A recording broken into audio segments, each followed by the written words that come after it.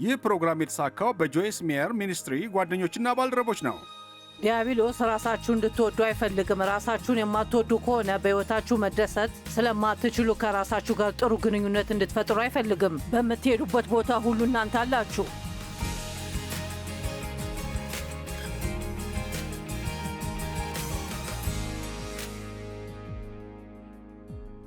እንኳን በየዕለት ሕይወት መደሰት በደህና መጣችሁ። ዛሬ ስለተቀላቀላችሁኝ በጣም ደስ ብሎኛል እና እኔ የምለው እንኳን ወደ በየዕለት ሕይወት መደሰት በደህና መጣችሁ እና እስኪ ገምቱ። ዛሬ በሕይወት ለመደሰት ጊዜን ስለመውሰድ እነግራችኋለሁ። አዎ በሕይወታችሁ ለመደሰት ጊዜ መውሰድ ነው የምለው። በዮሐንስ 10 ቁጥር 10 መጽሐፍ ቅዱስ ሌባው ሊሰርቅ ሊገድልና ሊያጠፋ ብቻ ይመጣል፣ እኔ ግን ሕይወት እንዲኖራቸውና እንዲትረፈረፍላቸው መጥቻለሁ። አሁን ታውቃላችሁ፣ ይህ ለእኔ በጣም አስፈላጊ ርዕሰ ጉዳይ ነው። ምክንያቱም እውነቱን ለመናገር በደንብ በ40ዎቹ ዕድሜ ውስጥ እስከ መሆን ድረስና ምናልባት በ50 አካባቢም እንኳን ቢሆን በሕይወቴ መደሰት አልጀመርኩም ነበር። እና ለምንድን ነው ትሉ ይሆናል። መጥፎ ሕይወት የነበረሽ? ያው መጥፎ የልጅነት ጊዜ ነበረኝ። ጥሩ ጅምር አልነበረኝም፣ ግን ጥሩ አጨራረስ እንዲኖረኝ አይምሮዬን በደንብ አሳምኘዋለሁ። እና ለእኔ ካስቸገሩኝ ነገሮች አንዱ ልጅ መሆን በፍጹም አልቻልኩም ነበር። ስለ መዝናናት ወይም እረፍት ስለ ማግኘት ወይም ጥሩ ጊዜ ማሳለፍ ብዙ አላውቅም ነበር። አባቴ ተሳዳቢ፣ ሰካራም፣ ክፉ፣ ለመግባባት የሚከብድ ሰው ነበር እና ደስተኛ አልነበረም። እና እናንተ ታስተውሉት ወይም አታስተውሉት አላውቅም፣ ግን አንድ ሰው ደስተኛ ካልሆነ እናንተም ደስተኛ እንድትሆኑ አይፈልግም። እና አባቴ በመሳቄ በጣም ተናዶ እንደነበረ እና እኔም መታመሜን አስታውሳለሁ። እናም በዛ ሁኔታ ውስጥ በጣም ኮስታራ መሆንንና ጠንክሮ መስራት ከመዝናናትና ከመሳቅና እና ሕይወትን ከመደሰት የበለጠ ተቀባይነት ያለው እንደነበር ተምሬያለሁ። እና የልጅነት ጊዜ ስላልነበረኝ ይመስለኛል እግዚአብሔር በሕይወቴ እንድደሰት እንደሚፈልግ ለማመን ረዥም ጊዜ ወስዶብኛል።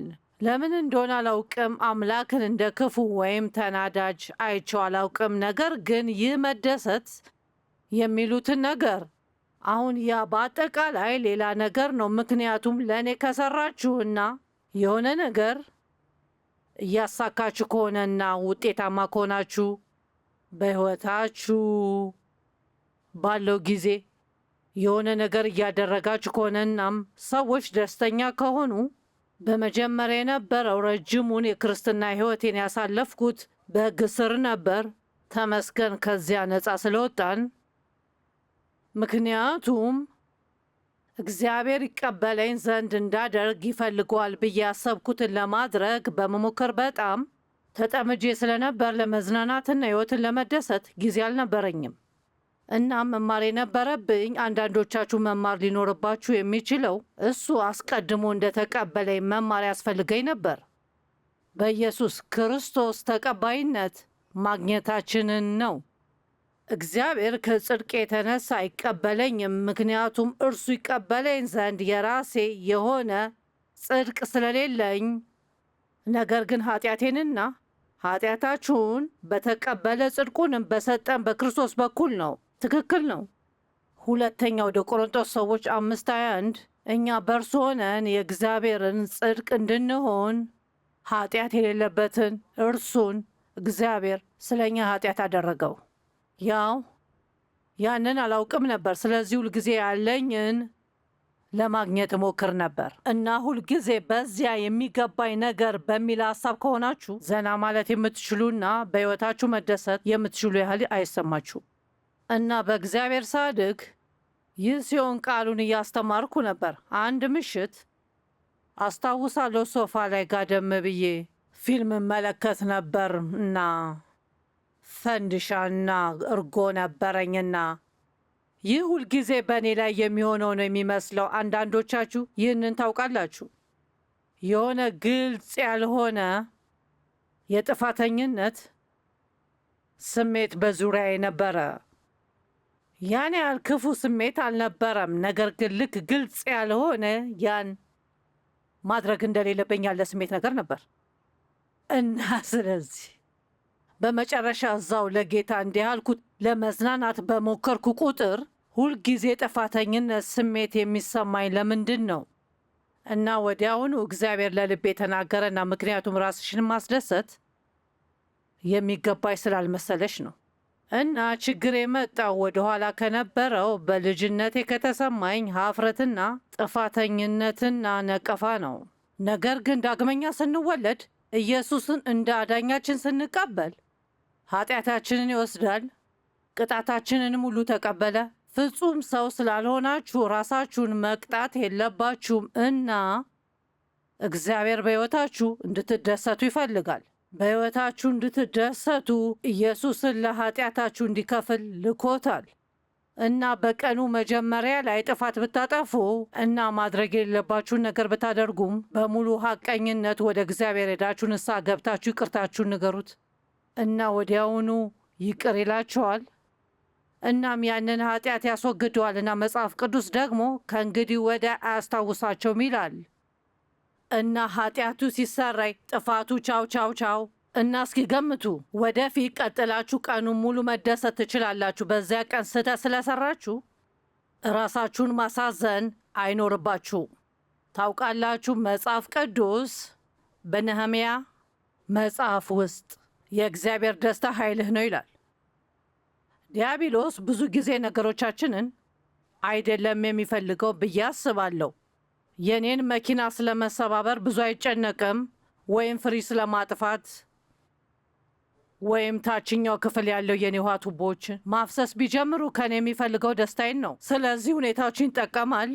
ደስታችንን ለመስረቅ የማንግባባቸው ሰዎችን፣ የተለያዩ ችግሮችን፣ ፈተናዎችና መከራዎችን ይጠቀማል እና ዛሬ እዚህ ካላችሁት ብዙዎቻችሁ በሕይወታችሁ መደሰት ያለባችሁን ያህል የማትደሰቱ በሉ እንጂ ያላችሁ እዚህ ሕይወት ሳታስቡት እየሄደ ነው እና በየቀኑ ማድረግ አለብኝ ብላችሁ የምታስቡትን እያደረጋችሁ ነው።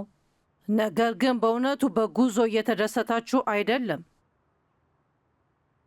መጽሐፍ ጽፌ ነበር፣ እርሱም ወደምትሄዱበት በሚወስደው መንገድ ላይ ባላችሁበት ቦታ መደሰት ይባላል።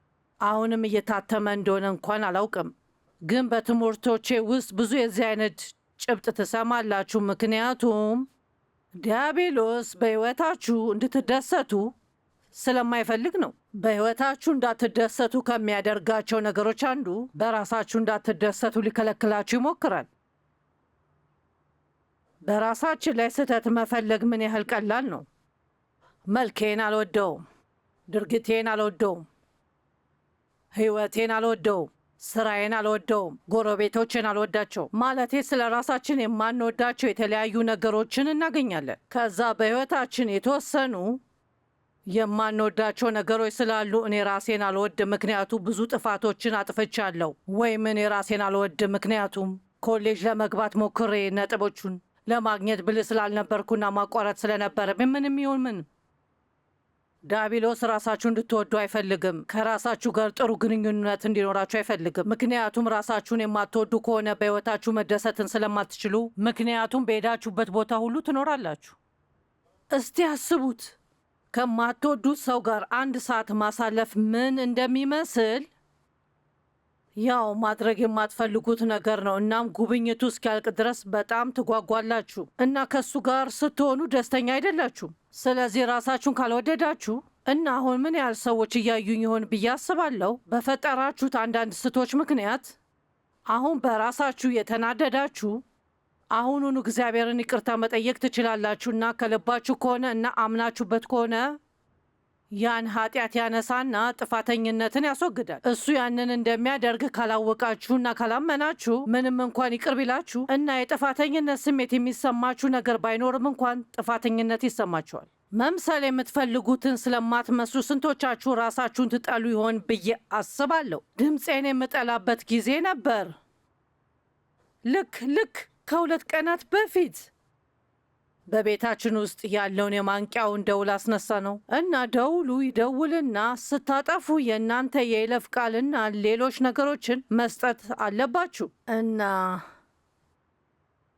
ወዲያው አቤት ጌታዬ አለች። እሷም ስም ማን ነው አለችኝና እኔም ነገርኳት እና እሷም እንደገና ምን ነበር ጆይስ አልኳት እና ጆርጅ ያልኳት መስሏት እንደሆነ አውቄዋለሁ። ምክንያቱም እኔ ድምፄ ከብዙ የሴት ድምፅ የበለጠ ወፈር ያለ ነውና ለማያውቀኝ ሰው በስልክ ሁልጊዜ ማለቴ ሁልጊዜ ወንድ እንደሆንኩ ያስባሉ። ታውቃላችሁ፣ ያ በጣም እንዲሰማኝ ያደርገኝ ነበር። ብዙ ሴቶች እንዳላቸው አይነት ዝቅ ያለ ጣፋጭ ለስለስ ያለ ድምፅ እንዲኖረኝ ይፈልግ ነበር። እግዚአብሔር የሆነ ነገር እንድገነዘብ አደረገኝ። እሱም እሱ እንድሰራ ለጠራኝ ነገር የሚሆን ድምፅ ነው የሰጠኝ። አንድ ጥያቄ ልጠይቃችሁ፣ በተለይ ወንድ ከሆናችሁ እንደው እሺ፣ በቲቪ ላይ መገኘት በጣም ደስ የሚል ነገር ነው ብዬ አስባለሁና በዚህ በጣም ነው የምትደሰትበት ብል ታዳምጡኝ ነበር። እግዚአብሔር ደፋር፣ ጠንካራ፣ ጽኑ ድምፅ ሰጠኝ። ምናልባት እንደ ሌሎች ሴቶች ላይሆን ይችላል፣ ግን የኔ ነው እና አንዳንድ ጊዜ ሰዎች በስልክ ላይ ወንድ ናት ብለው ቢያስቡ ምንም ግድ የለኝም፣ ምክንያቱም ማን እንደሆንኩ ስለማውቅ ነው። እና እያችሁ ማን እንደሆናችሁ ካወቃችሁ፣ የእግዚአብሔር እንደሆናችሁ ካወቃችሁ፣ ልጁ እንደሆናችሁ ካወቃችሁ፣ እንደዛ ከሆነ ከሌሎች ሰዎች ጋር ያሉ ነገሮች ከእናንተ ጋር በተመሳሳይ መንገድ ስለ ሌሉ መጨነቅና ማሰብ አይኖርባችሁም። እናም በሕይወታችሁ መደሰት ትችላላችሁ። መጽሐፍ ቅዱስ ከሁሉ የሚበልጠው ትእዛዛትን ጌታ አምላካችሁን በፍጹም ልባችሁ፣ ነፍሳችሁ፣ አእምሯችሁና ኃይላችሁ መውደድ ነው እና እንዲሁም ራስን እንደምትወድ ባልንጀራህን ውደድ የሚለው እንደሆነ ይነግረናል። ያንን በደንብ ልንመለከተው እንችላለን። ራስ ወዳድ አትሁኑ፣ ባልንጀራችሁ እንደ ራሳችሁ መውደዳችሁን እርግጠኛ ሁኑ። ነገር ግን ብዙ ሰዎች ራሳቸውን አይወዱም። ብዙ ሰዎች ራስን መውደድ ስህተት ነው ብለው ያስባሉ እና ራሳችሁን ውደዱና ራስ ወዳድ እና ስለ ራሱ ብቻ የሚያስብ ሰው ሁኑ እያልኩ አይደለም። እኔ የምለው እግዚአብሔር የፈጠረውን ማንነታችሁን ውደዱ ነው የምለው እና ባያችሁ ጊዜ ስለ እሱ የተናገረውን ጥሩ ነው ያለውን በሉ። እኔ በዘፍጥረት መጽሐፍት ውስጥ ያለ ነገርን እያስተዋልክ ነበር። ይህንን ወደዋለሁ። በፍጥረት ውስጥ ያለ አምላክ መጽሐፍ ቅዱሳችን በዘፍጥረት ላይ ከገለጣችሁና ይህንን ስጨርስ ይህን ካያችሁ እሱ የፈጠረውን ሁሉ ብርሃን፣ አሳ፣ ዛፎች፣ ተክሎች፣ ሰዎች፣ እነዚህ ነገሮች ሁሉ አንድን ነገር ከፈጠረ በኋላ በሁሉም ጥቅሶች ውስጥ ማለት ይቻላል እንዲህ ይላል፣ እግዚአብሔርም ያ መልካም መሆኑን አየ። ታውቃላችሁ እግዚአብሔር ምንም ቆሻሻን አልፈጠረም እና እሱ እናንተን ፈጥሯችኋል። እናም እናንተ ቆሻሻ አይደላችሁ፣ ጥሩ ናችሁ። ሁሉንም ጥሩ ነገሮች ላትሰሩ ትችላላችሁ፣ ግን ጥሩ ናችሁ። እና በእነዚያ ጥቅሶች ላይ የምወደው ሌላው ነገር እግዚአብሔር በፈጠረው ነገር ለመደሰት ጊዜ መውሰዱን ነው። በሌላ አነጋገር በምድር ላይ ያለውን ውሃ በባህር ውስጥ በሚገኙ አሳዎችና ፍጥረታት ሁሉ ሞላው እንበል እና እኔ እንደማስበው እሱ አረፍ ብሎ ትንሽ ተመልክቶ ያ በጣም ጥሩ ነው፣ ያ በጣም ጥሩ ነው አለ። ታውቃላችሁ ጠንክረን ስንሰራና በሆነ ነገር ስንደሰት ለማሰብ እንኳን ጊዜ እንወስዳለን። ያ በእውነቱ ጥሩ ነው እና ያ በተሳሳተ መንገድ መኩራት አይደለም። ያ ጊዜያችሁን እየሰራችሁ ባጠፋችሁበት ነገር መደሰት ነው። ስንት ሰዎች የሚያምር ቤት አላቸው፣ ነገር ግን ሕይወታቸው ሳይታወቅ በፍጥነት ይሄዳል። ቁጭ ብለው ለማየት ጊዜ አይወስዱም። እናም እግዚአብሔር በሰጣችሁ ነገር ለመደሰት ኤፌሶን 5 ከቁጥር 15 እስከ 17 እንዲህ ይላል፣ እንግዲህ ጥበብ እንደሌላቸው ሳይሆን እንደ ጥበበኞች እንዴት እንደምትኖሩ ተጠንቀቁ። ቀኖቹ ክፉ ናቸውና ዘመኑን በሚገባ ዋጁ። እያንዳንዱን እድል እንወስድበት የሚገባን የሚመስለኝ ነገር ሳቅ ነው። ተጨማሪ ሳቅ ያስፈልገናል። ሳቅ ለእናንተ ጥሩ ነው። ዛሬ ጠዋት ከእንቅልፌ ስነቃ ስልኬን ባልጋዬ በኩል እንደተሰካ አስቀምጬው ነበር እና 4 ያደጉ ልጆችና 12 የልጅ ልጆች አሉን። እኔን የሚፈልጉብኝ ምንም ምክንያት ካላቸው ማግኘት እንዲችሉ እፈልጋለሁ። እና አንዳንድ ጊዜ ጠዋት ላይ ስነሳ በስልኬ የጽሑፍ መልእክት ወይም ኢሜይል ይኖረኛል እና ዛሬ ጠዋት እንዲህ የሚል የጽሑፍ መልእክት ነበረኝ። አባ አባ ኔትፍሊክስ ላይ ነው እና አሰብኩ። በእርግጥ ታውቃላችሁ፣ አስቡ፣ ትንሽ እንቅልፍ ላይ ነበርኩ። አባ ኔትፍሊክስ ላይ ነው። ዴቭ ኔትፍሊክስ ላይ ምን እያደረገ ነው? እንዴት እዚያ ላይ ደረሰ? ዴቭ እዚያ እንዲያገኝ ምን አደረገ? እና ከዚያ ለማየት ከፈትኩትና ዳድ የሚል አዲስ የቲቪ ትዕይንት መሆኑን ተረዳው እና ያንን ሊነግሩኝ እየሞከሩ ነበሩ። ያ ትርኢት አሁን በዚያ ቻናል በቲቪ ላይ እየታየ ነው። ስለ እናንተ አላውቅም፣ ግን ያ በጣም አስቂ ነው ብዬ አስቤ ነበር። በጥሩ ሁኔታ ስቄ ያለው። በራሳችሁ መሳቅን ተማሩ። በራሳችሁ ላይ ኃይለኛ አትሁኑ። ቀናቶችን የሆነ ነገር ለመፈጸም በመሞከር ሳይታወቃችሁ ማለፍ ብቻ ሳይሆን መደሰት እንደምትጀምሩ ወስኑ። ሁልጊዜ አንድ ነገርን ካልፈጸማችሁ እግዚአብሔር በእናንተ ደስተኛ እንደማይሆን ስለምታስቡ ነው። መዝሙር 90:12 ዕድሜያችንን እንድንቆጥር አስተምረን ይላል። ያ ማለት ምን ማለት እንደሆነ አስባለሁ። ታውቃለህ፣ ሕይወት ከምትገምተው በላይ በፍጥነት ትሄዳለች። አንድ ሰው የሆነ ቀን ይህ ሳምንት አልፏል ብዬ ማመን አልቻልኩም፣ ይህ ሳምንት በጣም በፍጥነት አለፈ ሲል ሰምቻለሁ። ያው ስራ የበዛባችሁ ቀን ሕይወት በፍጥነት የሚያልፍ ይመስላል እና እንደማስበው አብዛኛዎቹ ሰዎች በጣም ስራ የበዛባቸው ናቸው እና አንዳንዶቹ ቀስ ማለት ያስፈልጋቸዋል፣ ግን ምን እንደምታሳኩ እንኳን አታውቁትም። ይህ የሚከሰተው እኛ የምናደርገውን ነገር ሙሉ በሙሉ ለመረዳት እንኳን ቀስ ብሎ ካለመኖር የተነሳ ነው። አንድ ጊዜም የእግዚአብሔር ሪትም ተብሎ እየተጻፈ ያነበብኩት ነገር አለ። እኔ የምለው ኢየሱስን ከመንደር ወደ መንደር እየቸኮለ ማሰብ ትችላላችሁ?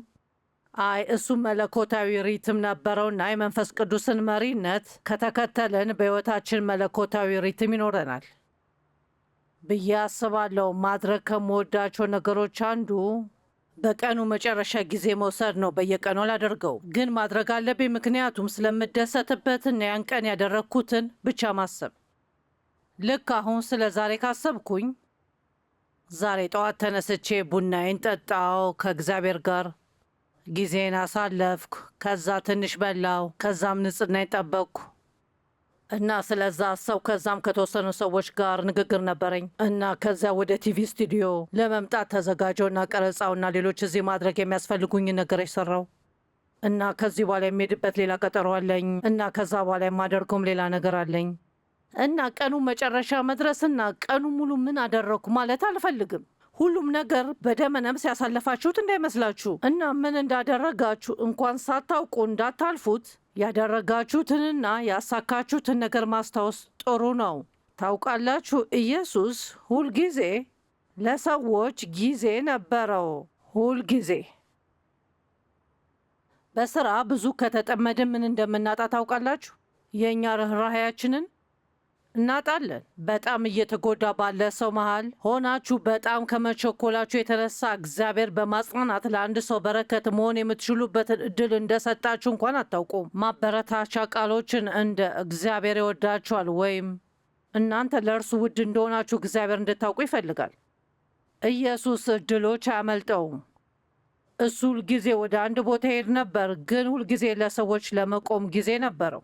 ማርቆስ 10:46 እንዲህ ይላል፣ ከዚህ በኋላ ወደ ኢያሪኮ መጡ። ኢየሱስና ደቀ መዛሙርቱ ከብዙ ሕዝብ ጋር ከኢያሪኮ ሲወጡ ዓይነ ስውሩ የጤሞስ ልጅ በርጤሞስ በመንገድ ዳር ተቀምጦ ይለምን ነበር። እሱ ቆመ። ኢየሱስ ለዓይነ ስውሩ በርጤሞስ ቆመ። ኢየሱስ ፈውስ ለሚያስፈልገው ለምጻም ቆመና ወደ ሆነ ቦታ እየሄደ ነበር። የደም ችግር ላለባት ሴት ቆመ።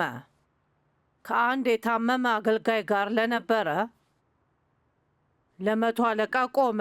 ልጇ ለሞተባትም ሴት ቆመ። ከሞትም ሊያስነሳው ጊዜ ወሰደ። እነዚህ ጉዳዮች ባጋጠሙት ጊዜ ሁሉ የሆነ ቦታ እየሄደ ነበር፣ ግን ሁልጊዜ ለመቆምና የተጎዱ ሰዎችን ለመርዳት ጊዜ ነበረው። ስለ ጥሩ ሳምራዊው ታሪክ ታስታውሳላችሁ?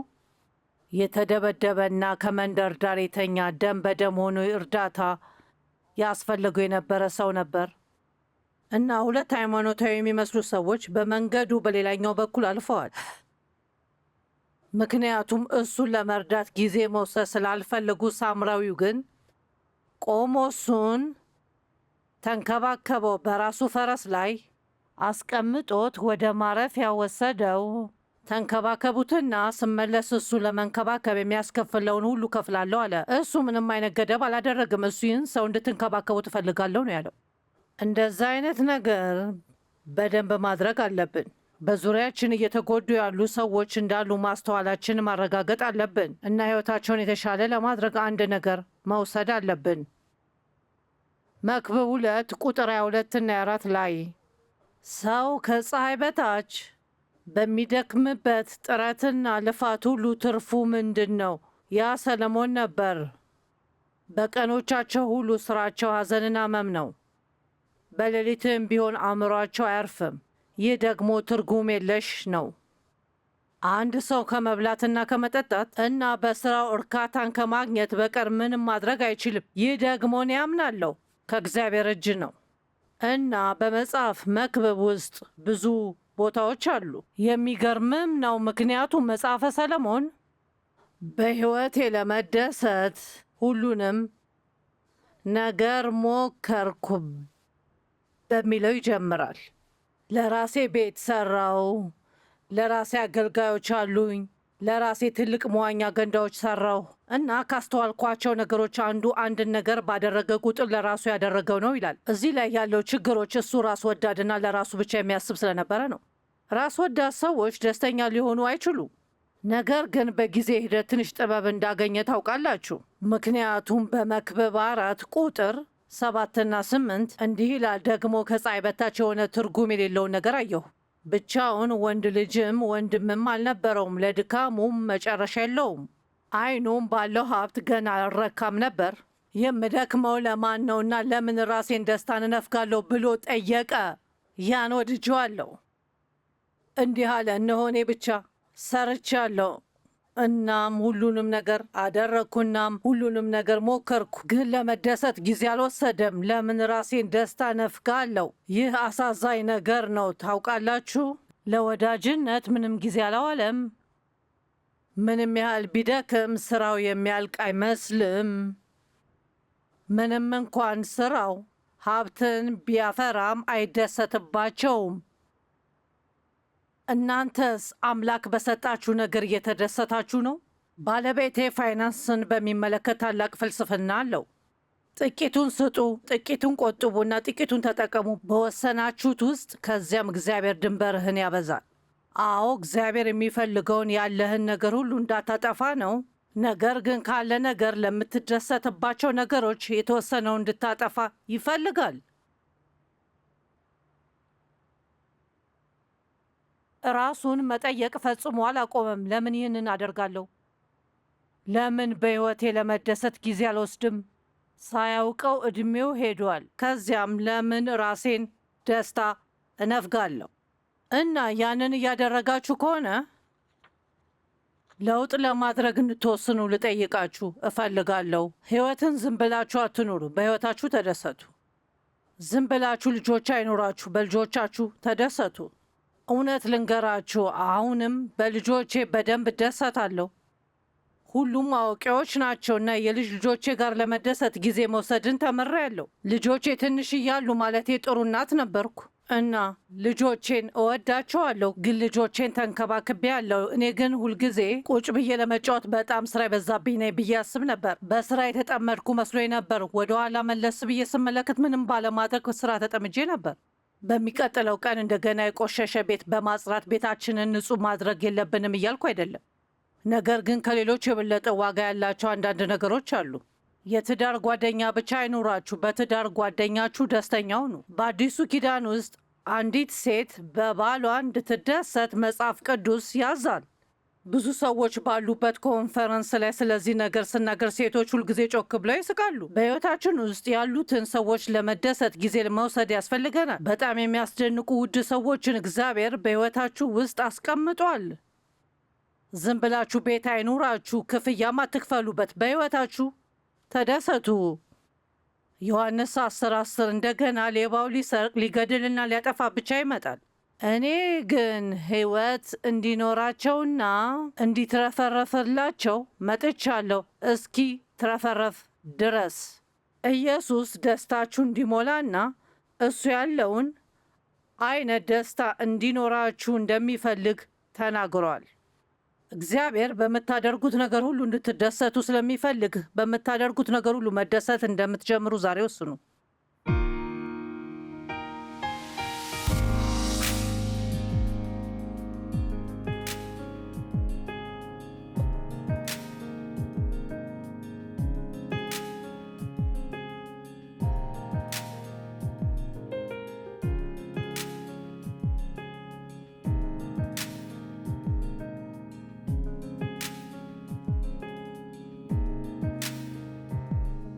ይህ ፕሮግራም የተሳካው በጆይስ ሜየር ሚኒስትሪ ጓደኞችና ባልደረቦች ነው።